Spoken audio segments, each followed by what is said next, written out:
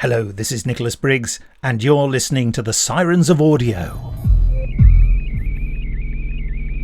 Message from Cyber Control. You must subscribe to the Sirens of Audio on YouTube today, or you will be deleted.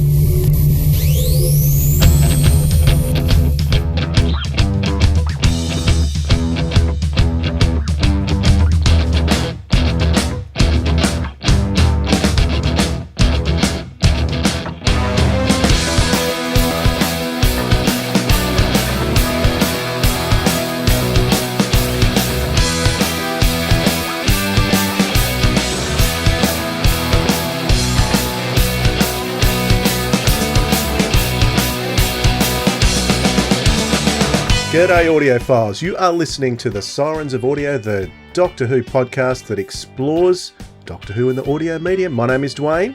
And my name is Philip. G'day Dwayne, g'day audiophiles. And we are privileged today to be joined by the legendary podcast and sound design extraordinaire, Benji Clifford. Absolute pleasure to be here, gentlemen. Thank you for having me on here. Yeah, welcome Benji, great to have you here. Now, absolute pleasure. Benji, there's been a bit of sad news this week that I've discovered only the last couple of days. The Benji and Nick show is coming to an end in a few weeks. What's happening? Yes, it's a real shame.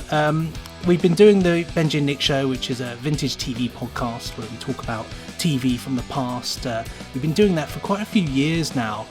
And we've just found recently, really in the past kind of 6 months to a year, that our workload has just increased so much. We're doing loads of exciting work, not just Big Finish work. We're working for other companies like Anderson Entertainment and stuff like that. And so we've just found that our time and our need for utilising that time has gone up. And so we had to sort of make a sacrifice. And unfortunately, the Benji and Nick show seemed like the only thing really we could do to give ourselves some more time, which is a shame. I'm really sad to stop doing it. We've built up such a lovely community of people and vintage TV fans and that, so it would be sad to say goodbye to that. But we'll still be doing the Big Finish podcast, so there'll still be a bit of podcast madness every week. That's good. But the audience just never came back after Nick ripped into the tripods, did they? Well, it's funny you should say that, actually, because I got a phone call from my friend Robin Hayter, who was in the Tripods Series 2, and he played Fritz. And he phoned me up and he said, "What's all this I heard about you slagging off the tripods?" And I said, "Whoa, hold on." I said, "You listen to it. I'm defending the tripods. It's Nick that's going against it." But yeah, I think the audience was very split on that one. I think 50% absolutely agreed with everything that Nick said, and the other 50, like myself, will fight to the death to defend the tripods. Absolutely. All right, I want to talk to you about your sound design, but before we do that, do you know what I see up ahead, Philip? Do you know what I see? Oh, no. It's a rabbit hole. Here we go.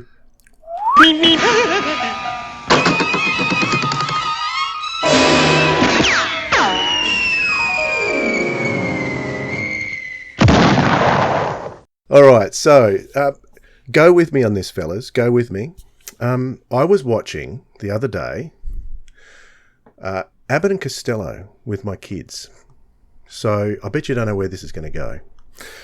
I am going to tie it into audio stuff eventually. But what I was thinking was that with the slapstick humour, I was hearing little gasps of intake of breath with my kids with the violence that was going on screen. And I suddenly realised that my kids don't see that kind of violence, even in a comedic sense, portrayed on TV these days. And it got me thinking about Doctor Who as well, particularly episodes like The Mind of Evil. You've got people getting shot on screen, dropping dead. Remember The Seeds of Doom with Tom Baker snapping that guy's neck, and well, not snapping his neck, but sort of twisting his neck, and you heard the creak noise. And there seems to be a heck of a lot of violence in the olden days that we don't get today. Have you noticed? What is it? Are are we not as resilient, teaching our kids resilience anymore, or is it a good thing that we've left those things behind? What do you think about that, Benji? I think there's pros and cons to this sort of thing, really. I mean, first and foremost, it's do you want your kids to be exposed to violence? Ideally, I don't think I'd want my kids to be watching violent things. I mean, I've not got kids, so to be watching violent things if I don't know about it. But equally, it's important to see things and be exposed to these things. I mean, for me growing up, I never thought about things in such a deep way. I sometimes think that they think too much of kids. It's like, when I was a kid, I remember one of my earliest memories actually was coming downstairs. It was past my bedtime. I couldn't sleep for whatever reason. I came downstairs and my parents were watching The Spy Who Loved Me. And it was the end of that film with, the bit where all the people are storming through the underground, the water base with the submarines. There's explosions and guns and, punch-ups and all this sort of stuff. And I didn't sit there and think, they're firing guns, this is awful, or this is really scary. I was just captivated by what I was seeing, and in a non-kind of... I don't know, it never distressed me in that way. So, but I do think there's definitely a lack of it. Television and film mostly television is a lot sort of more protected, I think, for kids. So who knows? Particularly the gun violence. You just don't see in the revived series of Doctor Who. You don't see those on-screen deaths like even that we did in the old series. It's like I think Mary Whitehouse would be very happy that we've come so far. What are your thoughts on that, Philip? Well, it's interesting. I mean, interesting you talk about Abbott and Costello and their slapstick violence, which is huge. Actually, my earliest memories of Abbott and Costello was actually in London at my grandfather's house. He had Abbott and Costello films on the old projectors, and he used to pull out a projector, which I now own. And actually, I've got one of the films still, and pull out the old Abbott and Costello movies, and he actually put them through the projector and set them all up, and we used to watch them on a wall. And so that was my first experience with Abbott and Costello. Totally silent because it was just a silent projector, so it was just the images. But I just remember it being so funny and so hilarious in that.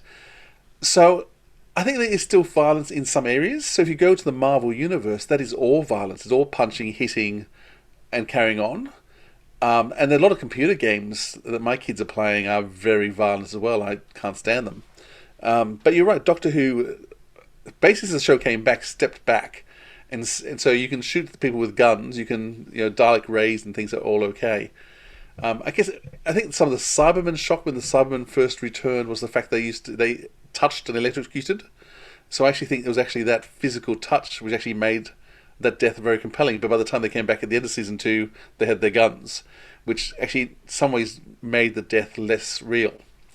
I do remember talk about the fact that the trouble with war now being more technological is you don't get to look in the person's eyes of the person you're killing, because when you look in their eyes, it's hard to go through with it. So I think as we've moved further away from that actual seeing the violence hurt, the easier it is to become more violent. But yeah, I think it depends on the world you move. I do think Doctor Who has moved away from the physical violent stuff, the fisticuffies that Tom Baker used to occasionally get up to. But they can find in other places, and other universes still have it quite a bit, I think. I think Doctor Who as well is made to be an export as well, and so in order to export something like that to other countries, you've got to make sure that it's not too controversial, because even back then, bits of Doctor Who, thank goodness they were cut now, because they're some of the only existing clips we've got. Well, we cut it to bits. When it arrived in Australia, we cut it up to buggery. Well, kept all the best bits, but it's so I can see the logic behind making it slightly less violent and terrifying, because then you can sell it onto other countries and they can watch it and they don't have to worry. It's good family entertainment. You can put it on whenever you like in the day. Yeah, it's funny you talk about the cuts, Philip. When I eventually saw the uncut version of the Caves of Androzani, I couldn't recognise it. It was totally different. There was so much cut from that; it was incredible. That last episode used to just jump, didn't it? Like, what has just happened? Like, yeah, because they cut the whole unmasking and everything, so you sort of got a flash. Yeah. There's about 3 characters who died. You don't even see on screen die, and so you got to the end. And think, what happened to all these people? Because they were just gone, and that was quite late. I mean, William Hartnell and Patrick Troughton got cut to pieces. But Peter Davison much later on. It was astounding what they used to cut out. So Benji, how does that translate to audio? What are we allowed to hear as far as violence goes on audio? Do the BBC have rules on what we can hear or how much we can hear portrayed, or is it because we don't see it? Is it no holds barred? I mean, everything that we produce has to go through the BBC, ultimately to get clearance. And it's very, I mean, we've got such a, we've been working with the BBC for such a long time now that, we know what they expect and what they don't expect. I have actually worked on releases where we've had to cut things back because it's been too frightening or it's been too graphic. And sometimes it's a simple thing as well. Sometimes, this is a really interesting thing from a sound effects perspective. You can actually, we've had productions before where, for example, the villains are using guns as in the guns that we have, that, firing ammunition and bullets. And it's amazing how we've had moments where we say, well, let's swap those guns out for laser sounds instead, science fiction weapons. And you can dramatically change a production from being graphically violent to sort of fantastically violent in a different way. And so it's more accepting for people. And we have done that on a multitude of different occasions, actually. And it's just helped something to be a little bit less frightening for people. But yeah, it's about being mindful, really, definitely. But there's, we have cut plenty of stuff, in my time working there, definitely. It was just making me think of one of the most scary scenes in the whole Big Finish catalogue. Was not from Doctor Who, obviously, because you've got scarier stuff out there. But Nick Briggs doing, he did some kind of monologue in Frankenstein when he was doing I don't know if you remember what I'm referring to exactly, but there was a scene there towards the end where he was just talking about what he was doing to his victims, and it was just absolutely horrific. And he was just doing it with words and the tone of voice. It was just incredible. And that was very scary. Very, very scary. So it's what you want from Frankenstein, though, isn't it? A little bit of spine-chilling action. Yeah, it's really good. No, interesting conversation, guys. Let's get out of the rabbit hole, and we'll let's talk to you, Benji, about some of your audio work. But first, have you always been a Doctor Who fan? Always, yeah. Doctor Who is responsible for so many things, including a career. Before, working for Big Finish was the end result of years of just being a Doctor Who fan and making Doctor Who things on my own for fun. So, yeah, I've always loved Doctor Who. My first memory of Doctor Who was when I was young, and I went into, this'll age me, so I went into Blockbusters, which don't exist anymore, video rentals, bring them back, I say. I went into there, and there was a collection of VHS tapes, the old Doctor. There's only about 4. I think Death to the Daleks, Genesis of the Daleks, and Sontaran Experiment. Revenge of the Cybermen wasn't there, actually. It wasn't there. I know, I was surprised. I know, years later. There was the double one. There was also the Spiders, Planet of the Spiders, and I think that might be it. Maybe the Peter Cushing films. Time Warrior? So that No. I wish Time Warrior was there. Okay. That's one of my favourite stories. And I watched them. I saw them. I think my mum at the time, she said, "Oh, I remember that's Doctor Who. I watched that when I was younger." So he got it out, and I just fell in love with it. And those things, I mean, they might as well have belonged to me because I just kept re-renting them. I just wanted to watch them again and again, and started a lifelong. So how old were you then? Oh gosh, I would have been probably about, I don't know, maybe 6 or 7, I would say. So, because Doctor Who wasn't on when I was younger, I grew up in the wilderness years. So a lot of my doctors are fan film doctors and fan audio doctors. People like Chris Hoyle and Matthew Chambers and people like that, who are lovely people. They were making fan films and fan audios. That was my Doctor Who, was watching these people on the very early, listening to these people on the early internet. Would it be allowed now? Well, it's a different world now. It was a really, back then, you type Doctor Who into Google and you just get a couple of pages. I remember there was S. Hill pages, which is Stephen Hill, who I ended up meeting at a convention, and I think he was slightly baffled when I said, are you the guy that runs the website with the Doctor Who pictures on? He said, well, I did about 1 million years ago, yes. And I said, I remember that website. So, yeah, I've always loved it for as long as I can really remember. How did you get into audio design? It was an interesting thing. So obviously, Big Finish has been around for a lot of my life. I'm 29 at the moment, so Big Finish has been around for a lot of that. And so I've been listening to Big Finish from quite a young age. And as well as that, like I said, a lot of the fan audios as well. And so I started just playing around, inviting friends over, getting behind microphones, cameras.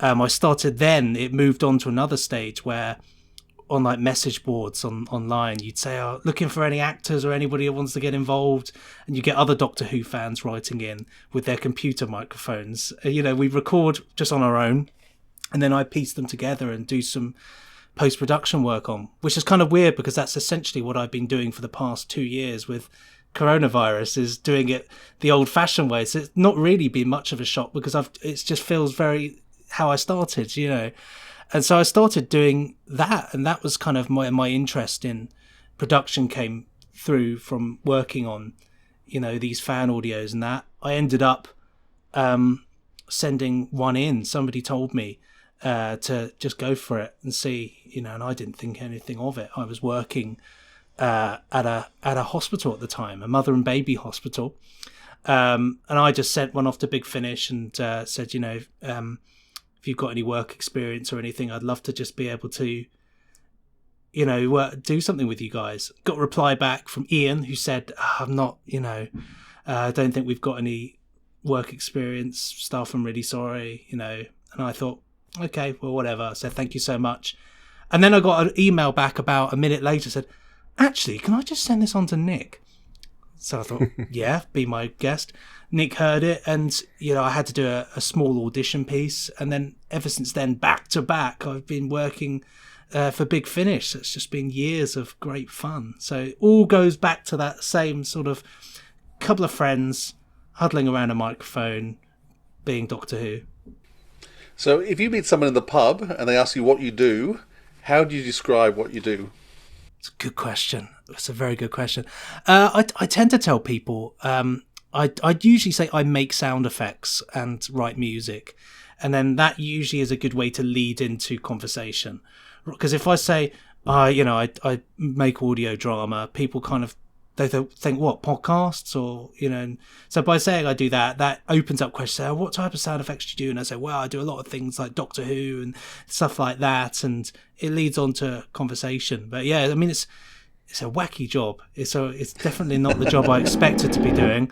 And as you can hear, I make all my own sound effects. I've got people downstairs building a bathroom. I expected to be in a studio, but the guy building it broke his hand, or certainly hurt his hand. So I'm at home and I've got a bathroom being built underneath me. So I'm so sorry to everybody watching and listening for the noises. We'll need an update later, the pictures of the bathroom. Yeah, definitely. Yeah, I'll make sure they're there. So do you remember your first job with Big Finish? Yes, it was Countermeasures Series 4. And I was really excited because I love Remembrance of the Daleks anyway with those characters. And so and I love the past, as you know, vintage TV podcast. I love anything set in the past. So it's a marriage, made in heaven really for me to work with these great characters in the 1960s setting. I was absolutely terrified beyond belief to do the job because, you go from being in kind of, anything goes. You're your own boss with this one. You're writing, you're directing your own stuff. You're just playing around. It doesn't really matter. So suddenly, people are going to buy these things. And I've got a director and a producer, and they've got actors in it who are well-known actors who are very good. And so, yeah, I was terrified, but I had so much fun with that one. And I think, every audio you do, you kind of learn a little bit more. And so I'm too scared to listen back to it now in case I'm not happy with it. But I certainly, at the time... It's very good. Oh, thank you. Don't worry. Yeah, it really is wonderful. Thank you so much. And of course, I was absolutely awestruck as well because Nick was doing the music and I didn't know Nick at all then. I'd never met him. I only knew the legends that was, Nick Briggs, Big Finish, Daleks. So I was scared and I wanted to make sure it was right. And I thought he'll be listening to it. You can't get more, you can't get more up against it when you've got the kind of guy in charge listening to it all. So it was, I loved it. It was a great series. I'm so glad we're still doing bits and bobs of countermeasures here and there. Coming soon from Big Finish Productions. Countermeasures, Series 4 box set. There was a moment back there at New Horizons. It was as if I remembered something. Something terrible.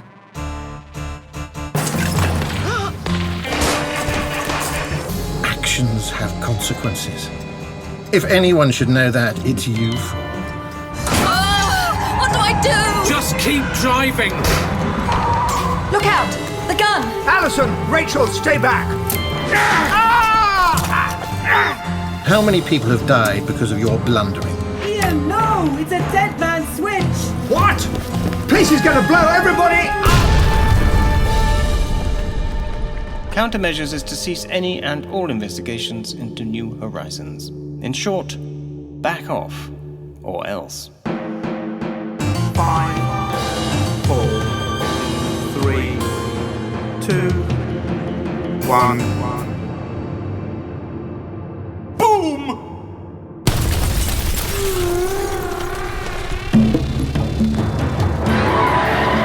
Come on, Professor. That's a few more sleeping beauties out for the count. I'm going to get us out! They're a threat to the nation, Sergeant, and I order you to shoot them. Big Finish. We love stories.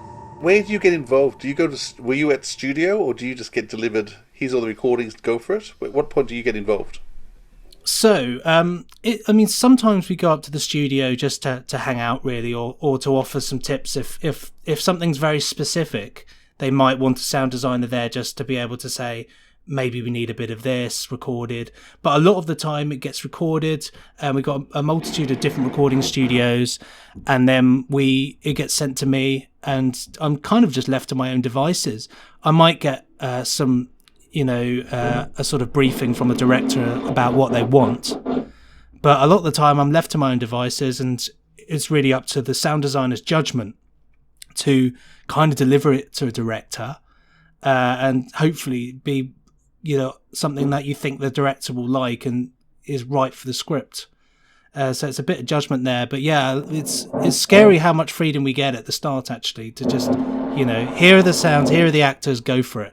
So you're just told to come up with these sounds, and you virtually from scratch. Yeah, so a lot of it's just, we read the scripts, and it's down to the art of the sound designer really is to interpret how you're going to do something and how it should sound. Because there are so many ways you can do a sound effect. You can, it's like it's like throwing a punch is a really great example, because you can do the over the top Hollywood punch, which is like a sort of a whoosh and a slap and a pow, and it sounds like you've been punched in the face by Superman or Batman. You can do a realistic one, which is hardly any sound at all, just a sort of little knock. Or you could go the other way and have a really gory, punch. I've just taken out 2 teeth and broken a nose. But it's all about the judgment for what you're doing, and you think, where do I take this? How do we want to do it? There's a huge difference between sound design for Doctor Who and sound design for like Survivors. One is absolutely measurable end of the world stuff, and the other is fun science fiction. So it's all about the judgment really and how you approach it. Do different directors have more or less to say to you about what they want? We spoke with Ken Bentley earlier in the year, and he seems to be very much trusting people and just handing everything over and say, I'll do this part, you just do with that, and he seems to be more hands-off.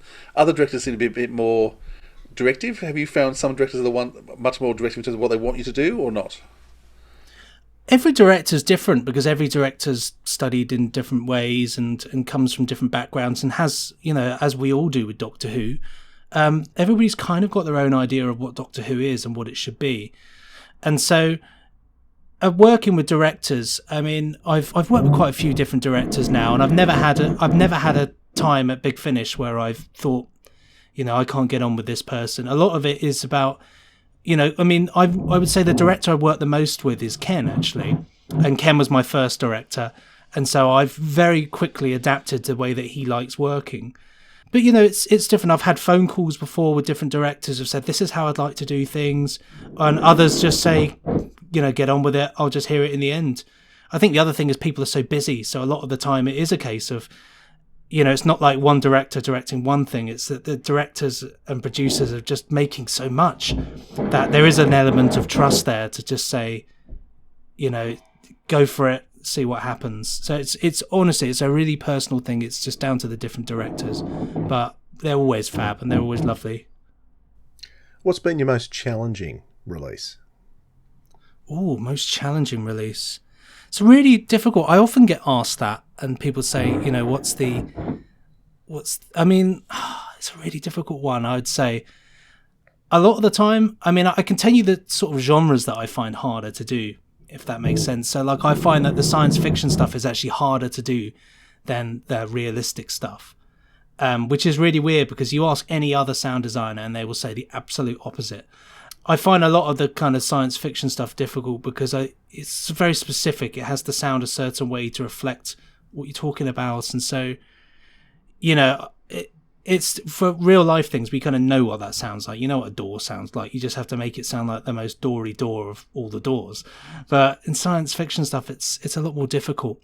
Examples of things in I've had, I think, 8-legged camels, which is surprisingly hard to get right in terms of how they walk around. That's a real challenge. And I've had other things which are surprisingly easy, like the Doctor eating his way through a gingerbread house. That was the easiest sound effects job of my life. Just got to sit and eat gingerbread all day. It's marvellous. So, but it's really hard for me to think on the spot kind of what are difficult things, because I've just done so many things, and what's a challenge at the time, you sort of forget, because at the end it's all done. It's a really weird sort of thing. You did Stranded, didn't you? I certainly did, yeah. So Philip, was Stranded the set that I remember you saying once that you were distracted by someone making a cup of tea? It was that good? Yeah, I think it's box set 1. I think there's a second episode. There's a cup. The doctor says someone's making a cup of tea, and the whole focus was this rotten cup of tea being made, because it's every bit of the sound happening there, and I remember just a cup of tea and the kettle boiling and the teaspoon around the cup, and it was just I had to go back and listen to the scene again because I missed the dialogue. Sorry, cup of tea was too good. With that's with Stranded, actually, that was a sort of brief within itself, is to kind of, because we're taking Doctor Who from its science fiction roots of spaceships and extravagant historical places, and then taking it down to a house in Baker Street, where the Doctor's living a normal life. Things like making a cup of tea are actually really important in kind of grounding people to where you're at, because we all know how long a cup of tea takes to make. And actually Ken Bentley was a really great factor when we worked on Survivors.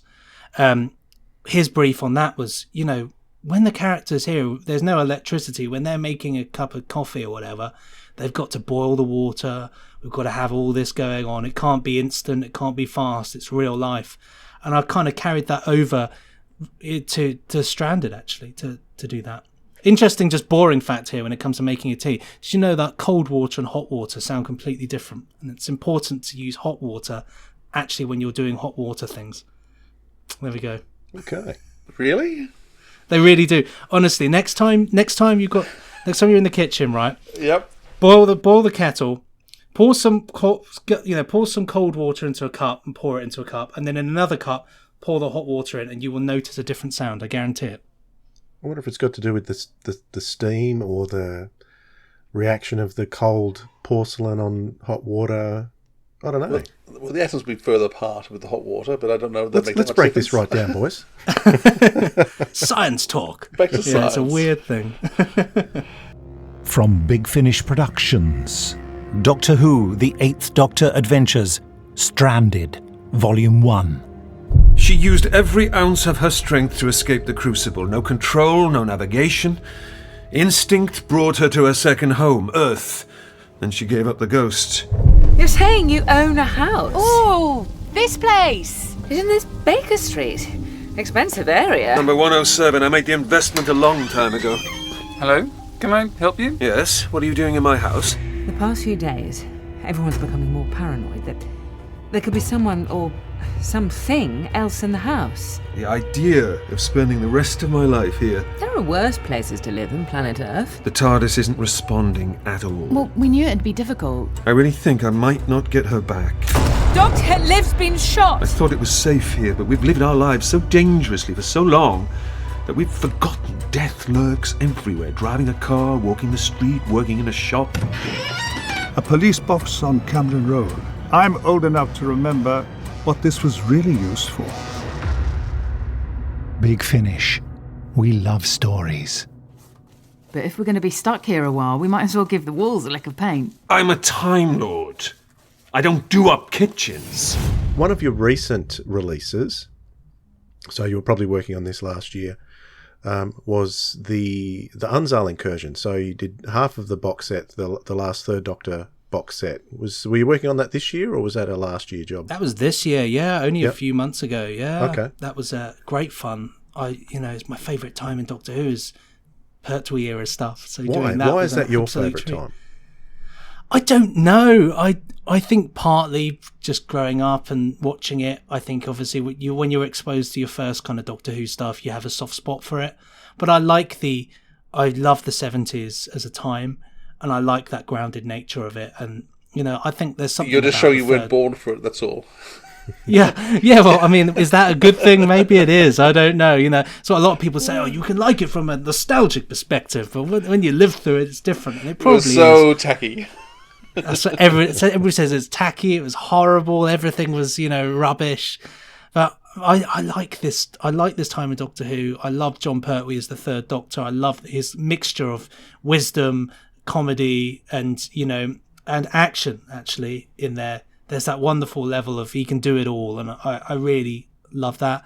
And also, the companions. We had so many, great companions in that time. Liz Shaw, Joe Grant and Sarah Jane Smith. It's like, it's just a pocket in time that I love. And so being able to work on that time in Doctor Who was something that I'd wanted to do for such a long time, and I was just so happy to be able to do it.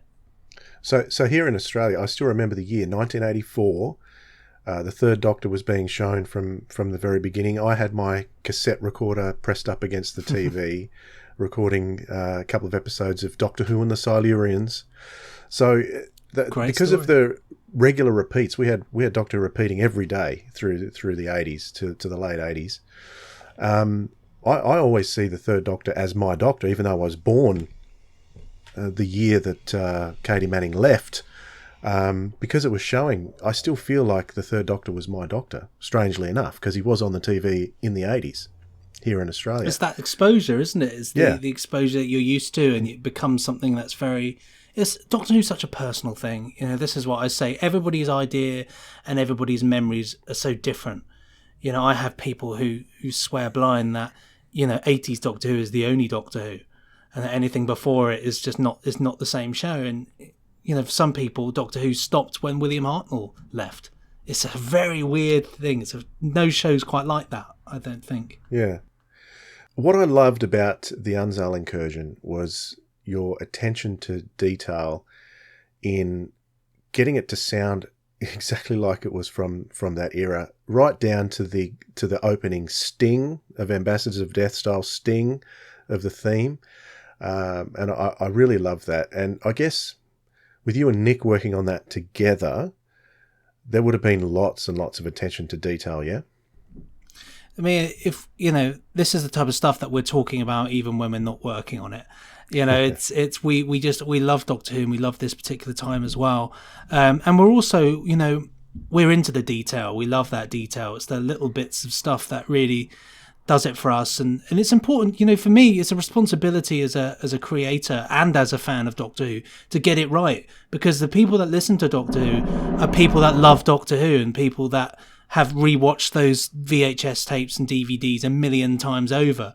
And so if something doesn't sound right, our fans are going to know, and they'll still appreciate a good story, but it will take them out of what's going on. And so the process for that was, was delving in. I've digitized all my DVDs for this purpose of going in and nipping sound effects when I need them. And part of that was, going through Doctor's lab sound effects and making a complete clear background. So we've got that noise in there. It's just all little bits like that, which just help because subliminally when you listen to it, you just know where you are because you know where those places are. It's just, for me, I just like the details, It's like I remember I did a story once where the TARDIS power levels are down, and I added in the little noise from Death to the Daleks where, and he goes, Choo! Like that, and all them wow, the stuff with the engines inside. I added all this stuff in. Do people notice it? I don't know, probably not, but I notice it and I really like it and I know it's there. And that for me is what it's all about. From Big Finish Productions, Doctor Who, The Third Doctor Adventures, Volume 7. The Unzal Incursion. All personnel stand by for satellite response efficiency test. Drop your weapon. I'm an old soldier. It's very difficult to teach me new tricks. Doctor, activate receptor coils. Activating receptor coils. You against the machine. Full activation. I think you'd find the results enlightening. Good work, Sergeant. They reckon you're a space wizard or something. Do they indeed? The Doctor is dangerous. He's just one man. Well, let's just say I'm a scientist without a portfolio. What the devil do you think you're doing? International pressure points are being neutralized. Excellent. By the way, hey! Whoa! Doctor, the door! I'm right behind you. Both of you, grab onto the console. Doctor, this is insane. I said I'd never go near this drafted contraption. They're coming through. Hold on as if your life depends on it. Because it does. Doctor! The Doctor and unit will be in no position to stand in our way.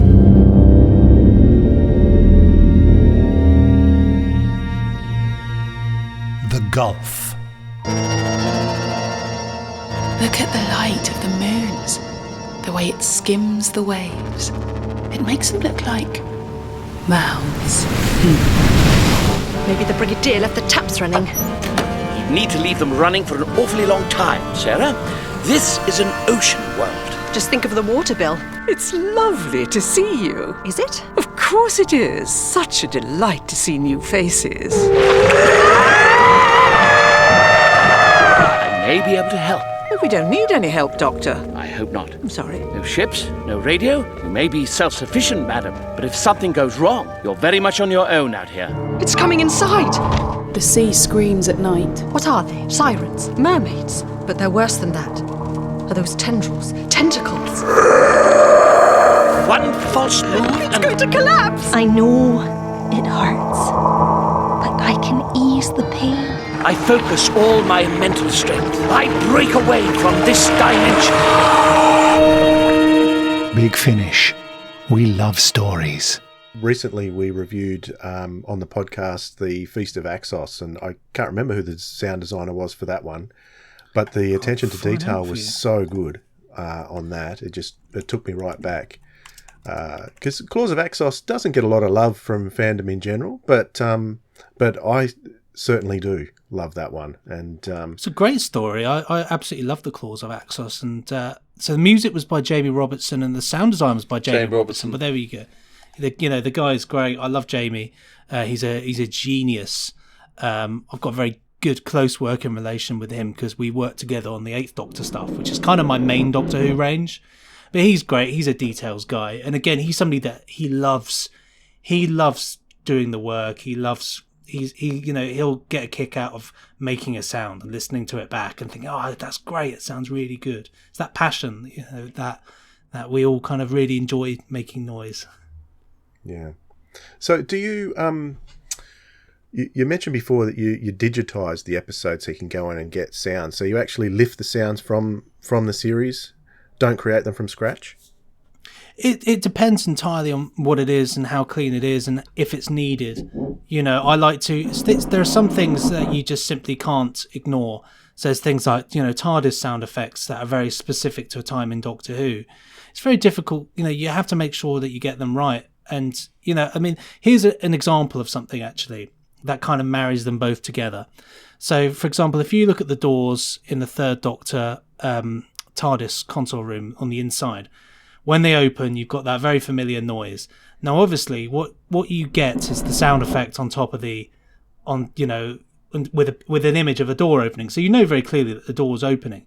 But in audio, you might not know that there's a door that's opening. You just hear a weird noise. So part of that is taking these sound effects, and then what I do is add in some noises of maybe the hinges of the door, the door's creaking open, might even add in the door whacking onto the set, which they often did, pinging back.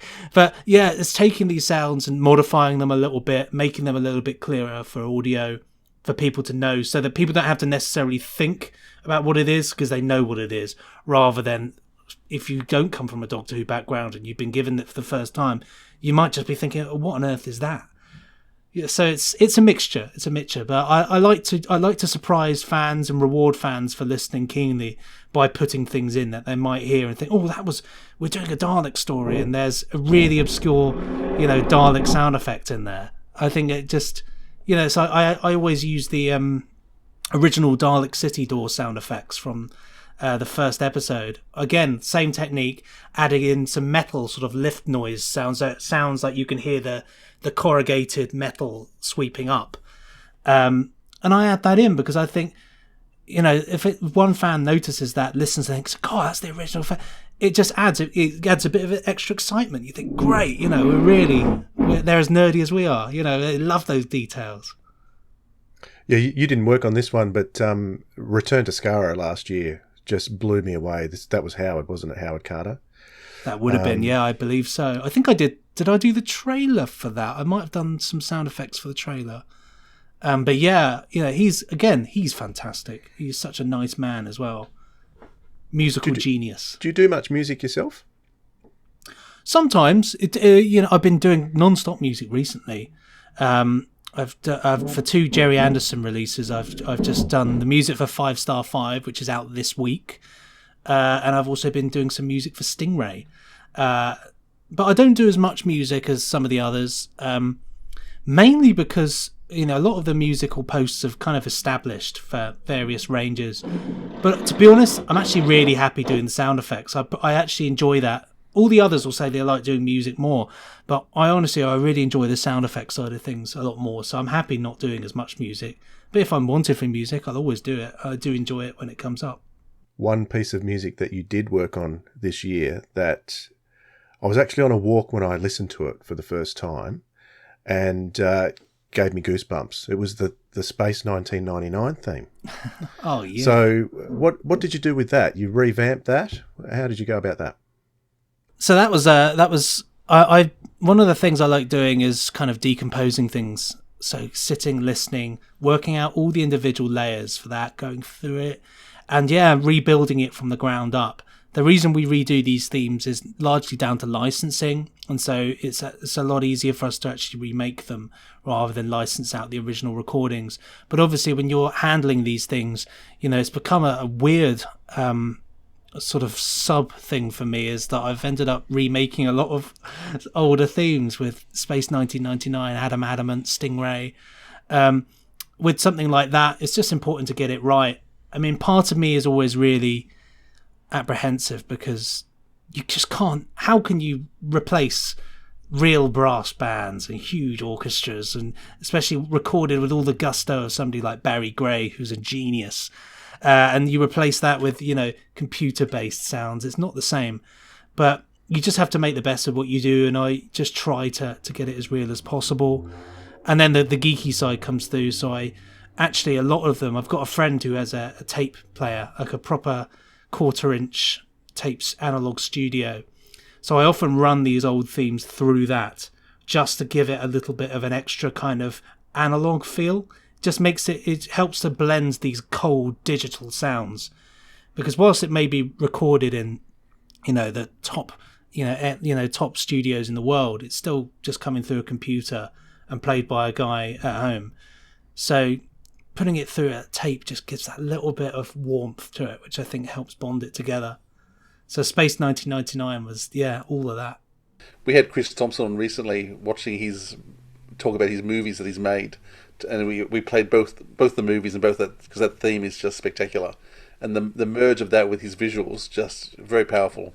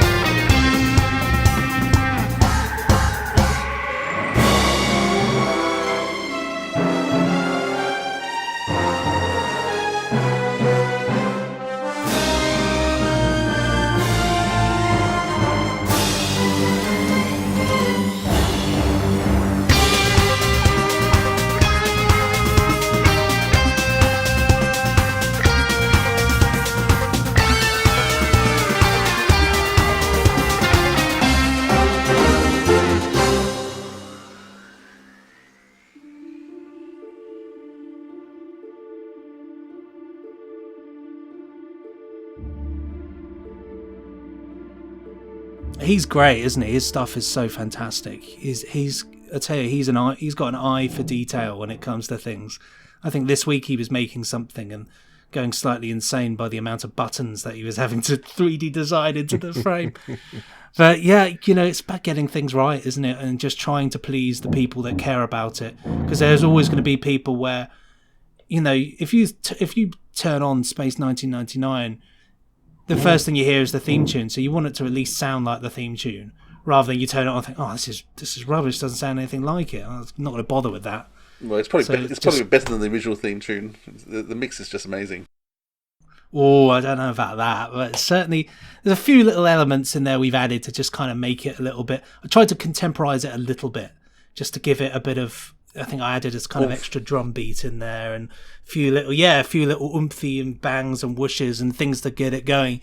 But largely it's the same piece, just reproduced.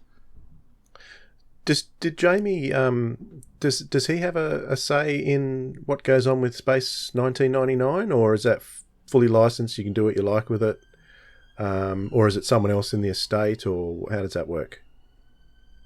I think largely Jamie has a lot of say with what they're doing. I can't speak for that really, because I don't actually know a lot of the inner workings. But I know that Jamie is incredibly hands-on with the and Nick. They both really care about these shows as well. And so, I mean, I have to say, when it comes to not just Big Finish, but also Anderson Entertainment, there's such a body of hard-working, like-minded individuals, that I've worked on quite a few different productions, and these people, it's the same sort of thing with Doctor Who, really. They really care about it, and they know it inside out. I think they know where they can go and where they can't go. And so it doesn't need to become a sort of process of, I don't know if we were able to do that, because the boundaries are very, very obvious to them. And so, but it's so exciting what we're doing with, Space 1999. It's great. Can you talk us through what the process in terms of what you do?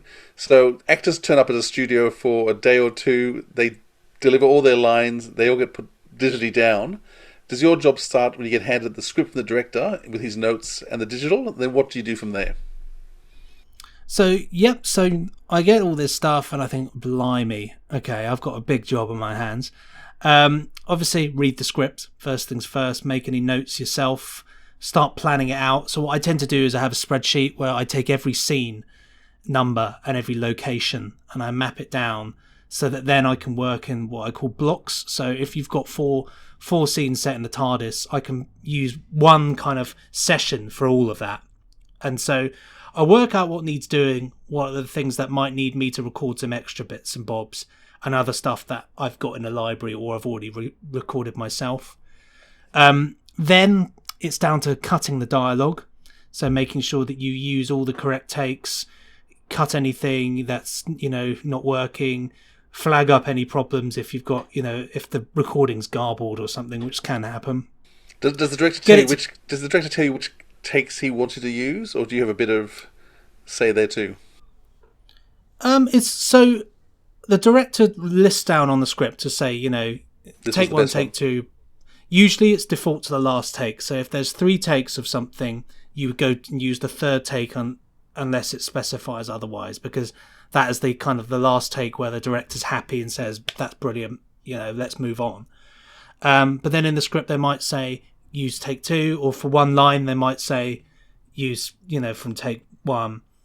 And even then we can use it, but then it is our discretion at the same time. We can say, I use take 2, but it doesn't work, or the recording's different, or there could be miles away from the microphone and it sounds completely different. And so it's about getting that flow in place there. It's a collaborative process. And then, after that, it's just Can you give us some time? So can we have some time frame? So how long did it take you to break down the script originally? How long to put the dialogue together?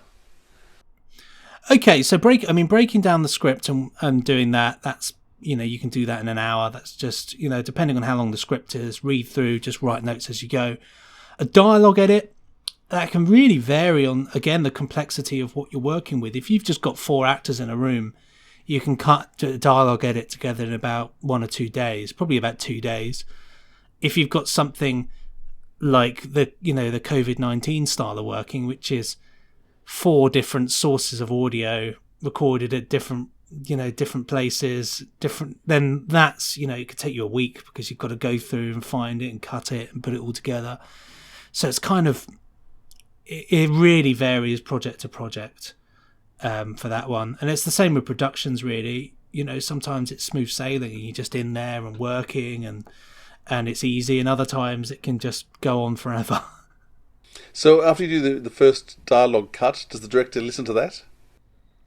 Occasionally, it depends on, firstly, what the director wants to do, whether they've got the time, because a lot of them are really busy. There's, normally there's a level of trust there. So that can vary. Other times it's just, crack on.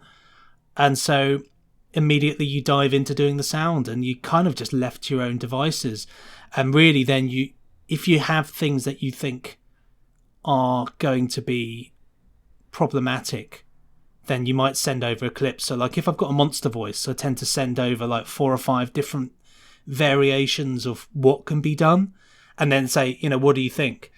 Because then it's easier for me to establish the monster rather than do the whole thing and then they turn around and say, don't like it, do it again. So, but that's probably the only collaborative aspect you get when you're in production. Once you finish something, then you send it over and you await their notes. And if they're merciful, you'll get a few. And if they're not merciful, you'll get a lot. Varies. Treatment of voices you always do you do it later, not done in studio at all? Very rare. I think the Daleks get done as in studio. Nick has his ring modulator. Occasionally the same is done for Davros. I think we sometimes record Davros on his own as well. As 2 separate feeds. I think pretty much everything else is done in post. Yeah, we don't get any effects added on in studio. What's the rationale behind that for Nick? Why isn't it done post production? I think there are various different reasons. I think first and foremost it helps with the performance. Yeah. To be able to be a Dalek, be a proper Everyone Dalek. seems to love it when they hear it. Well, that's the other thing. If you're an actor coming in, you want to hear, you're doing a Dalek story. You think, great, I'm doing a Dalek story. You want to act against a Dalek. You don't just want, the experience of just a shouty man. But also, I think from Nick's perspective, it's probably just down to the fact that he knows Daleks very, very well. And he knows how to make them sound good. And so it's probably easier for him to just do them, send them over, and then he knows the sound designer doesn't need to get it wrong or do something that sounds weird. It's all all done for them, basically. Is there anything that's been announced that you've worked on that's coming out in the next couple of months, or you just don't know what the schedules are? So out this week is Sherlock Holmes. So that's on its way. That's out. Very proud of that. My first Sherlock Holmes. Love doing that. Completely different to anything I've done before. And then in terms of coming out in the next few months, just started work on Stranded, the new Stranded 3. And also I'm going to be working on more Survivors, which is great because we'd finished that and it's been revived. And so there's more of that. So they're the 2 things that I'm working on at the moment. And as well as that, Stingray and 5 Star 5. So I've been quite busy in that. But yeah, I tend to just mainly work on the 8th Doctor stuff for Doctor Who, really. I've been doing that for so long now. So it would be weird not doing it, I think. So will you be working on the new ranges that have been announced for next year too? If they want me, yeah, I think so. I imagine so. I have a great situation with Big Finish in that it's just kind of, they'll just say, you're doing this next. It's not like, even though I'm a freelancer, so technically, it's kind of like, are you able to do this? Can you? A lot of the time it's like, right, we've got another 8th Doctor coming up, blah, blah, blah. It's like, okay, cool. So, I tend to just find out as and when I'm doing something and then I'm doing it. And sometimes it's a case of, with Sherlock Holmes where it's like, we got Sherlock Holmes, we're recording it this week, are you able to do it? I'm like, I told them they were in session recording it and they messaged me and said, you know, are you able to do it? And they in session, Ken's there going, great, you know, good to have you on board, but they're recording it. So sometimes I've got a lot of time and other times I haven't. It really varies, to be honest. So do we just get a time frame in terms of from the day you get it to the day you finish? How long You're trying to pin him down on this time, aren't you? Yes. I want to understand how long. It's the process I don't understand. I want to know. How long do you get? Weeks, months? Again, it varies. You know, we try to get things done ideally and sent off sort of, you know, at least a month or two before the CD pressing. It can just vary. Some jobs are very swift. Sometimes you have to work on things very quickly to get them done. And it's a lot of, you know, long days and late nights. And other times it can be a breeze and you've got, you know, you can work at something in your leisure and just do it in the evenings if you want and do other things in the day. You know, the Unzal incursion, that was a pretty swift one to do, actually, to get that one down. That was, you know, that was really, you know, there wasn't a lot of time and there was a lot to do and there was loads of sequences of planes taking off and, you know, explosions and time craziness.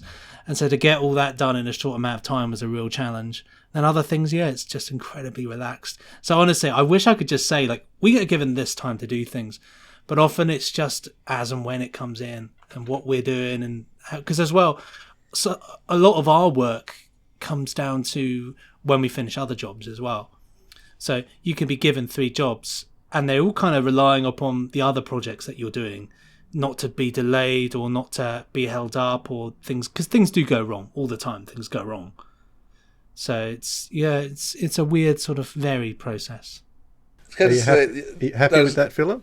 Yeah, well, I wasn't really after an exact number of hours. He won't give me that, but never mind. I don't know. I don't know. Yeah, I believe you.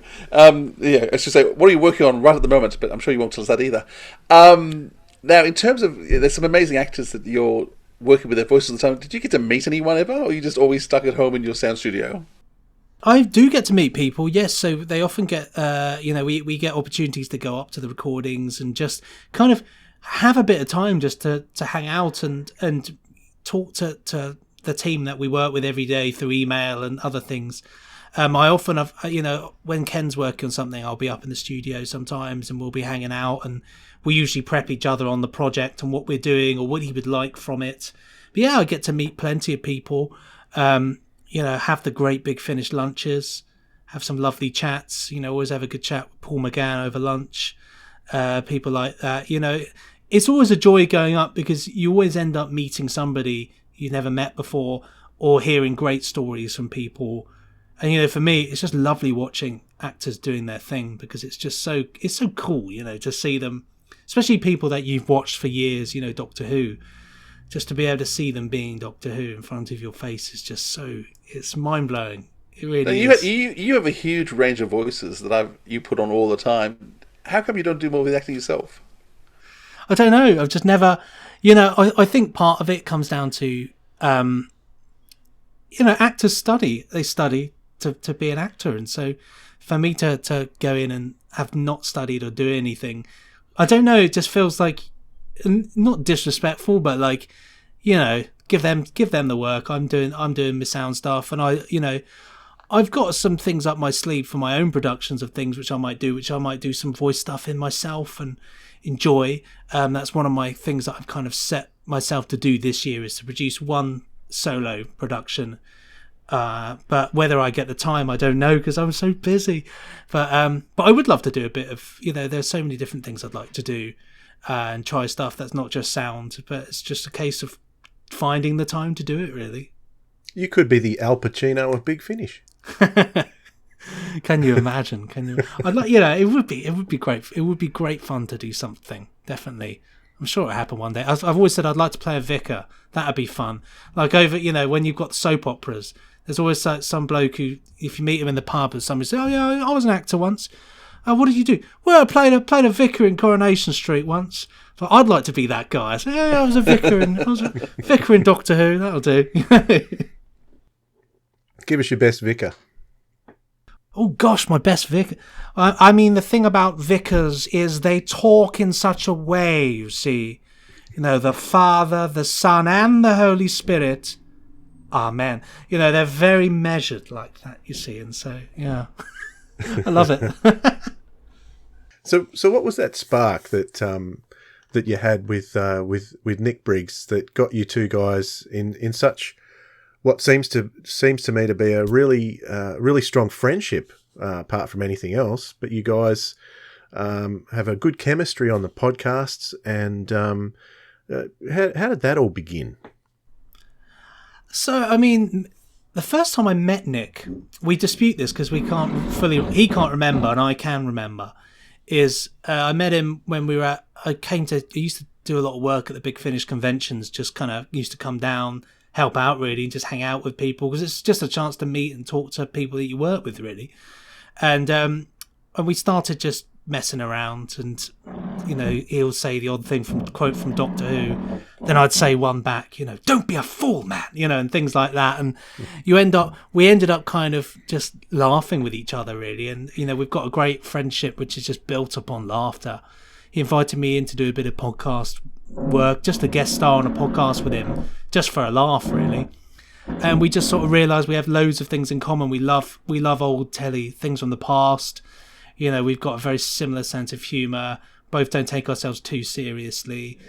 And so, this bathroom being made is so sorry. It's so funny. I feel like the floor below me is going to crash through. But we're always laughing, and we're just, we find that, one of our favourite things to do in the evening is just take photos of what we're watching, because we're always watching some old rubbish. What was I watching yesterday? I was watching Zodiac from 1978 or something. Yeah, the serial killer thing. That's good. It's not that one. This is okay. It's a different Zodiac. It's this weird show that was only ran for one series, and it's about a sort of astrologer and a policeman who solve crimes together, and it's very 70s and a bit naff. But it's the type of thing we both actually thought it was going to be rubbish, and then we actually really enjoyed it. But we're always watching things. He's always watching a good old war film or just Doctor Who, to be honest.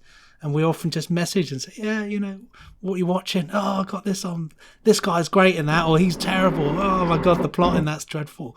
So yeah, just a relationship built on the same interest, I think, really, humour. So what's something that Nick has introduced you to that stands out in your mind as something you never would have heard of if it wasn't for him introducing you to it? Do you know, there was actually a really obscure thing that he introduced me to, which I really enjoyed, which is called An Englishman's Castle. And it was this, he lent me the DVD. It's this, I think it's the last ever thing that Kenneth More did. And it's like this weird thing about this guy who, it's in a sort of alternative reality where the Germans won the Second World War and they're occupying the UK. And there's a chap played by Kenneth More who's making a soap opera. And he realises that he's kind of producing like propaganda for the Germans, in the sense that it's saying how, we didn't stand a chance in the war and how we should just kind of accept being occupied. And eventually he begins to like question it all and starts then thinking, I must stand up and do something about this. And it's a really obscure thing. And he introduced me to it. And I remember messaging him saying, look, I can't stop watching this. I was on a train I was doing something up in London. I said, look, I've had to stop what I'm doing, go into, I think it was Itsu or somewhere, to get some food and just sit and finish this, because I won't be able to function unless I knew how it ended. But a lot of shows, I only have to look on my Plex, where I digitise my DVD collection, to see, the Sandbaggers is something special branch, loads of things. Heaps of programs. That show sounds eerily like The Man in the High Castle. Was it? It's interesting they both got castle in the title. Yeah. So that's a good series, The Man in High Castle. I think the novel came out in 1961 or something like that. So, well, maybe there's a link there. It's interesting. The Man in High Castle is great in terms of, I love all the CG work they've done in that to make it kind of, construct these incredible scenes. Absolutely. I still haven't seen Series 4 yet. I must get to it. Gotta get on that. So has there been anything that you have been able to introduce to Nick that he didn't know about? Oh, that is a good question. There have been. I've got to think about this now. But there have been things that I've introduced him to and he's enjoyed. Not the tripod. I can't remember off the top of my head though. I'm just looking through my stuff. Maybe the Pathfinders. I think I showed that to him, although I don't think he liked that. So I don't know what that says. Piece of Cake is one of them actually. Again, weirdly enough, war related. Piece of Cake is something I introduced to him that he really enjoyed, which is made in the 80s. Really good series about Spitfire pilots actually. 1988. 6-part television series about the Battle of Britain, which I recommend actually if anybody likes watching, likes history. That's a really cool thing to enjoy actually. Just looking through now. Often he's heard of things and he will introduce them to me. It's like Public Eye. He introduced me to Public Eye and I'm just obsessed with it, All those shows I've not heard of. I need to take a part look at of your our list. podcast is the obscure, the amount that when the Benji and Nick show, we have loads of people from all over the world writing in, telling us about shows they grew up watching and stuff like that. And it's that's really rewarding to see these shows that we've never heard of and see for the first time and think, we did one the other day which is Under the Mountain, which was I think a South African program, New Zealand program, and it's really good. I think, blimey, I'm really surprised that this hasn't been, played over here. But it's the way it goes sometimes. Well, thanks so much, Benji, for having a chat with us about all things sound design and some of your podcast stuff as well. Pleasure to be here. Philip, was there anything that I missed?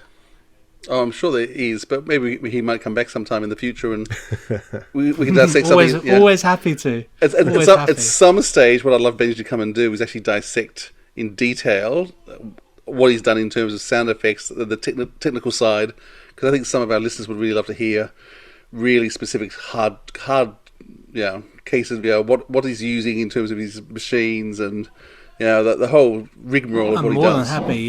I'm more than happy to dissect my workflow and all the tools I use. I've got many. I can talk about gear all day. When Big Finish first started, I came over to England for a convention in Newcastle on Tyne, and a few of the Big Finish crew, and I can't remember who it was, came up to talk about sound design. And so there's a presentation they gave, and they brought up sound machines, and they actually got us to do some voices and things. I know all the witches from one of the productions, I can't think what it's called, it was Betty and anyhow, they had all the females cackling, and so I'm actually on a couple of early audios, laughing and clapping and applauding and cheering for some of the early shows.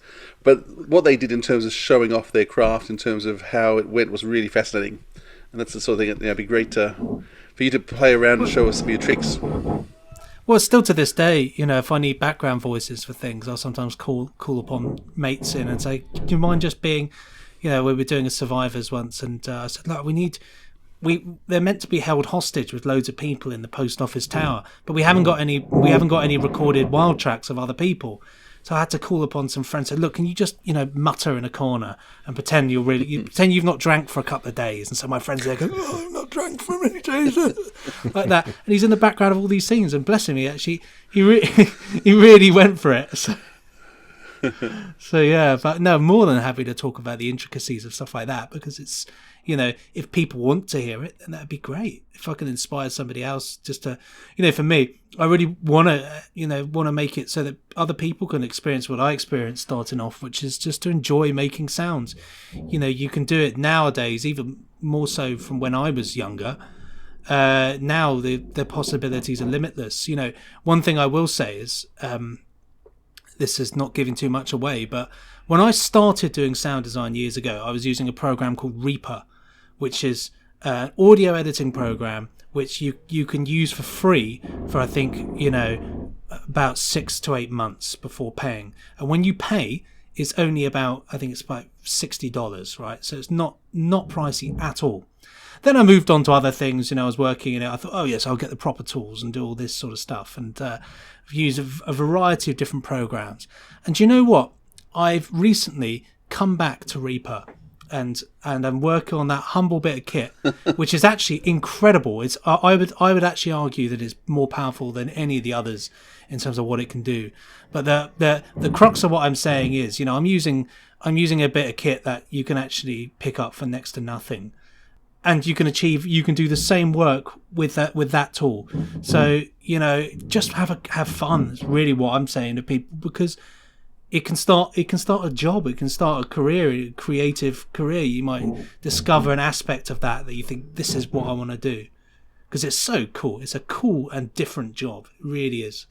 I feel like one of those blokes that goes to schools and says, now you can be a fireman if you want. Now who wants to, you know, you ever thought about being a fighter pilot? But yeah, you know what I mean. Awesome. Thank you so much.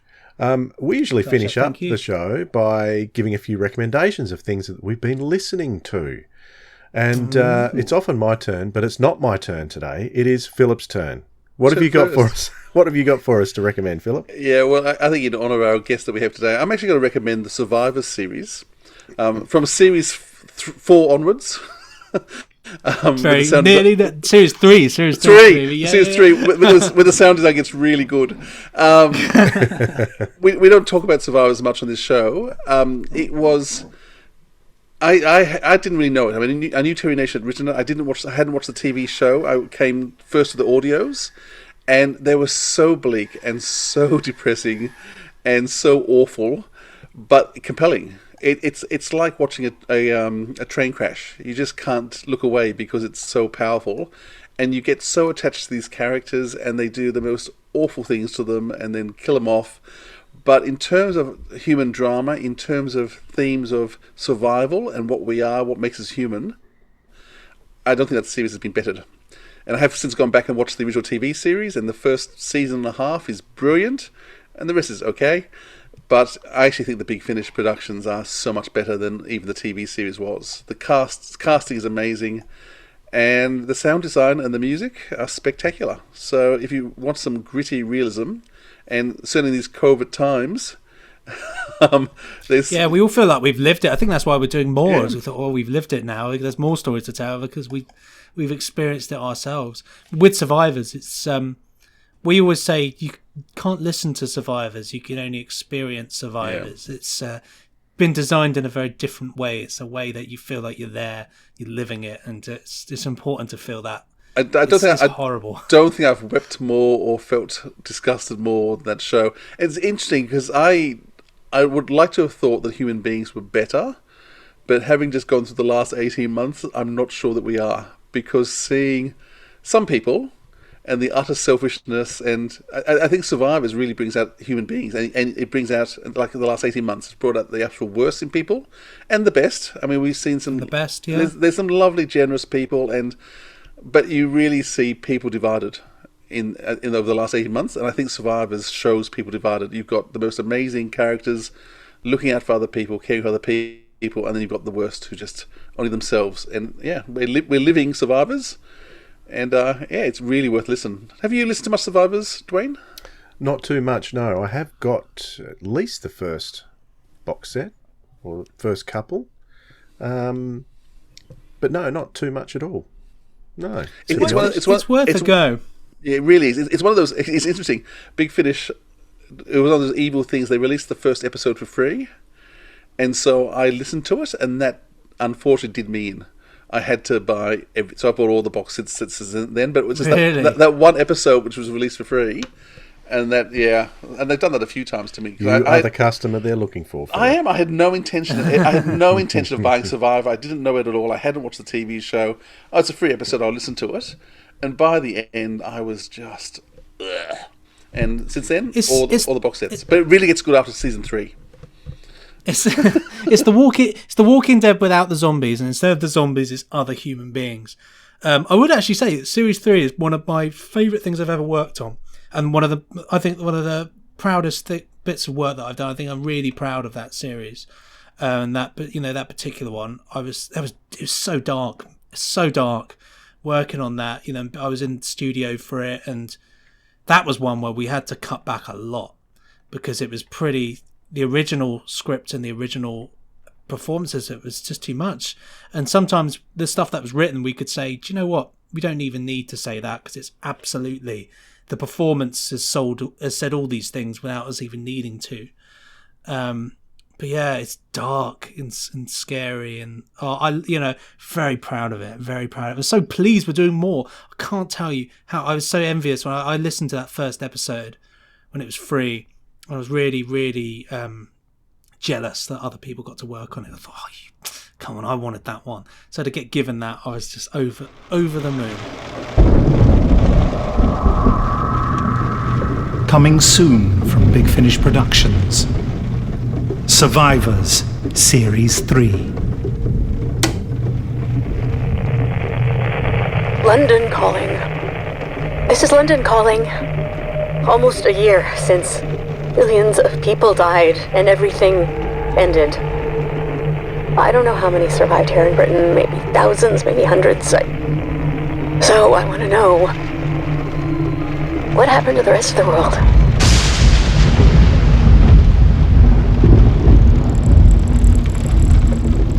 Abby, I'm sorry. The truth is, I've done terrible things to stay alive. Hello, I'm Maddie Price. Abby Grant. This is Daniel Connor. Pleased to meet you. I'll let you know if the feeling's mutual. The name's Jimmy Garland. You've got some friends of mine that I'd like back. I know some people think I'm mad to keep looking for Peter. But you know what? I'm not just trying to save him. I'm trying to save me. Because I'm scared that if I believe Peter is dead, I'd want to die too.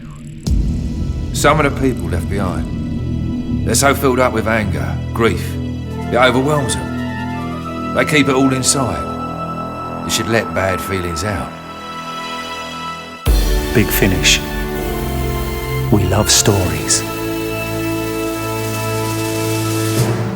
Yes, and the new release. I mean, we should just mention that for people who may have missed the announcement that it's not called Survivors, but they're bringing back the characters and the aftermath of Survivors in 2 box sets. So there's some new stuff coming.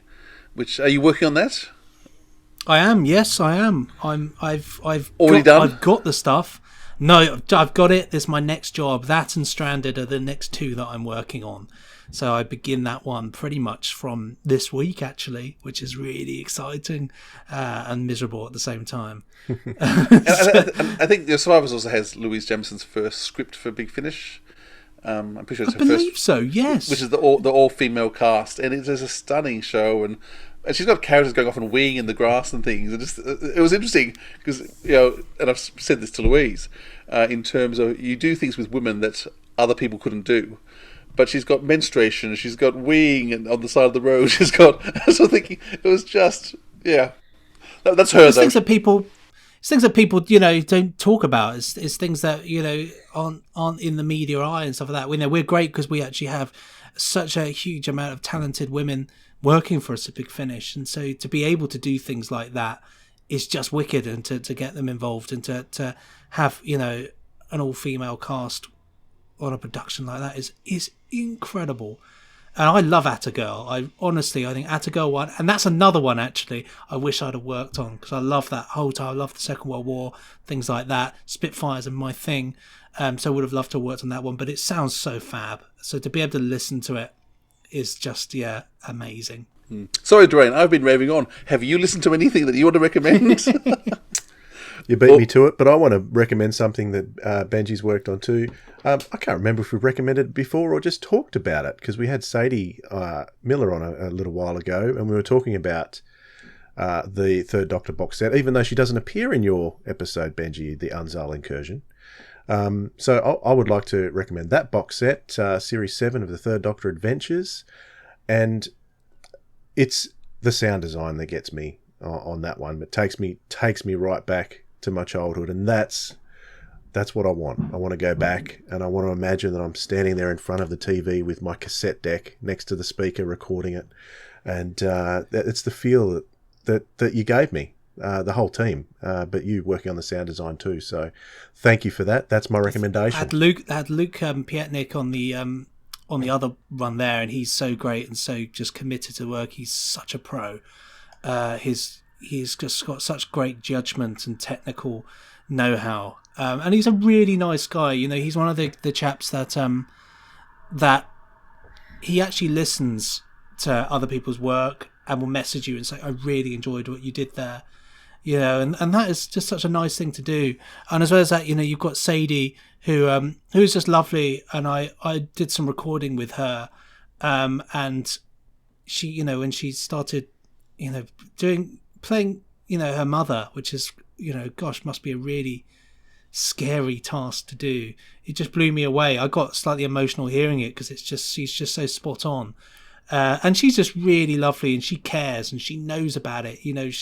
She really cares about what she does and doing it right. And so, yeah, it's a absolute, marriage made in heaven, really. Yeah. So that box set is, you can actually see the contrast very clearly between Series 7 and Series 11, from the sound design and the music.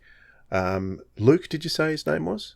Sound design? Yes, that's correct. Yeah. Has he done much else? I don't recognise his name. Yes, he has. He's been with us. He's been with us for quite a few years now. He's worked on the Class series. I've got his resume here. He's done a lot of the Blake 7 stuff. He worked on the Silurian Candidate. Blake 7. Yeah, that's it. So he's done a lot of kind of the different stuff, but he's great. Again, you see, another person who started out in fan audio and fan films. That's where he started. I knew him before Big Finish because he worked on those things, and so we very much cut our teeth doing the same thing. Cool. So now it comes to you, Benji. Is there something you've been listening to? It could be anything. It could be music. Could be audio drama, anything that you like that you've been listening to that you would like to recommend to our listeners. Well, actually, I was going to. I'd already decided from the word go, which is actually Return of the Cybermen, because I mastered that one. And sometimes I get the great job of being able to just master things and not have to work on them, just listen to them. It's like your job is just to listen to it. That's my job. And so I sat down that one. Obviously, love that time in Doctor Who as well. Early Tom Baker, Revenge of the Cybermen. Controversial story, that one. Do people like it? Some love it, some hate it. It's a really weird one. This is Return of the Cybermen, which is a kind of first draft of the script, really. And so it's completely different. There's similarities there, but it is completely different. And I've sort of, over the past few months, because Nick's been working on that one, I've heard bits and bobs, and he sent me things, and he said, do you think this sounds okay for this, and blah, blah, blah, blah, blah. But listening to it, I just think it's a really different thing for Big Finish, because it's like hearing a story that you know really well, but you don't know it at all. So it's really strange. So you think it's going one way. You think, oh, yeah, they're going to do, this is the bit where they're going there and this happens. And it's like, no. It's like we're going to have a ceiling coming down on them. Literally a ceiling coming down and trying to crush them, which never happened in the television version. So I'd say that is a really good one. If you like your Doctor Who, why not combine it into a double whammy? This is what I would do if you've not seen the original Revenge of the Cybermen. So I would watch Revenge of the Cybermen and then listen to Return of the Cybermen, and then you've got a weird thing where you can kind of cross-reference them. It's really fascinating. So that's my recommendation. Awesome, thank you. What I really love about that is Nick did the music too, didn't he? So he did everything. That was his post-production, that one, yeah. Yeah, so he did something really fascinating with the music on that, because Kerry, is it Kerry Blyton? Yep. Correct, yep. I think he only did 3 stories, didn't he? Silurians, Death of the Daleks, and that one. Two of the Zygons. No, he didn't do that one. No, not he two only of the did Zygons. 3. No, only those 3. Okay. What Nick did was he combined elements of Carey's music, and he injected bits that reminded me of Earthshock, and then he injected bits that reminded me of Sword of Orion. So he was like combining all these different Cybermen story elements into that, but staying true to Kerry Blyton's original music, which I found was, it wasn't just taking me back to the music, it was just adding on top of it as well. So it was really, really enjoyable to listen to, that one. it actually made me how much of sort of Orion music he'd been inspired by Kerry Blyton. So now I listen to the sort of Orion soundtrack and actually hear a lot of Kerry Blyton when you actually see the two merge together. Yeah, I think with a lot of these, Kerry Blyton was a really weird and unique composer. His stories stand out to me as a music lover because they're completely unlike, really, a lot of the Doctor Who music. And they've all got flavours of what's going on in the stories. Silurians has kind of medieval influence of the primitive instruments. Death to the Daleks is very much unplugged kind of, there's no power on that planet. And so it's all back to basics, brass saxophones, and then with this one, again, stripped down because the Nerva beacon is kind of empty. There's not a lot going on there. It's not the great, bustling, space station that we saw in the Ark in Space. Instead, it's empty and dying. So I think there is a lot of thought to what Kerry does with his composing. And the Cybermats are scarier in Return to the Cybermen. I'll give it that. They certainly are, yes. Very good. Thanks so much, Benji. Really appreciate you coming on. It's been great having you. Thank you so much for having me. It's been an absolute joy. It's lovely just to talk shop with like-minded individuals. And it's such a pleasure. Thank you so much. This has been the Sirens of Audio episode 75, Wired for Sound, with our special guest Benji Clifford and your hosts Philip Edney and Dwayne Bunny. Next time we'll be sharing an exclusive chat with the man behind the business of Big Finish and a name you see on every single release, executive producer Jason Haigh-Ellery. Theme music by the Jackpot Golden Boys. Email address is sirensofaudio@gmail.com. Be sure to subscribe to us on YouTube and your favourite podcast app. Find links to all our socials and other info at sirensofaudio.com. And if bathroom renovations happen to be driving you up the wall, slap on those noise-cancelling headphones and listen to some high-quality audio drama. Because audio drama